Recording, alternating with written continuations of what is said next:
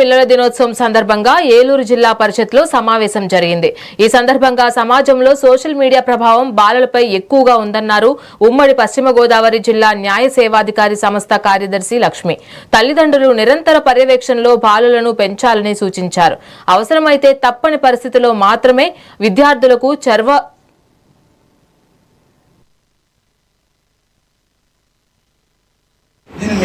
Main ఉద్దేశం ఏంటంటే దీంతో పాటు స్టెప్ బై స్టెప్ ప్రాసెస్ లో వీళ్ళకి సంపరిమితమై ఉన్నది. ప్రస్తుతం దేశం మొత్తం ఒకే రకమైన యూడైస్ పోలీస్ స్టేషన్ లో రిపోర్ట్ అవుతుంది.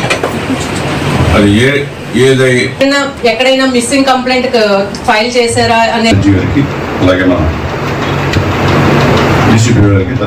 నియరెస్ట్ సిసిఐస్ లో ఎక్కడో చోట అడ్మిషన్ ఇవ్వటము, తర్వాత సిడబ్ల్యూసి వారు పెట్టాము అంటే ఆ బాబుని ఫర్దర్ ఏం చేయాలనే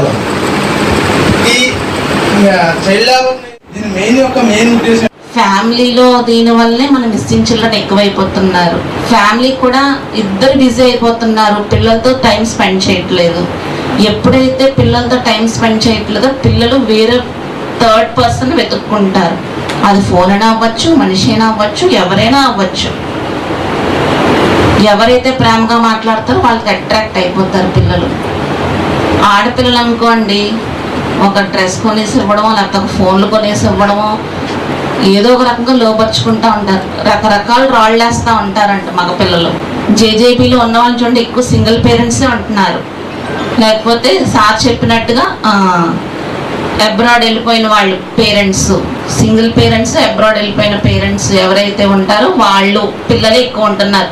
మనం ఎంత సంపాదించినా మన పిల్లల కోసమే కష్టపడతాం. వాళ్ళకి మనం చదువు సంస్కారం నేర్పించుకుంటే చాలు. ఆస్తులు ఇవ్వకపోయినా పర్వాలేదు, చదువు సంస్కారం రెండూ నేర్పించుకోవాలి.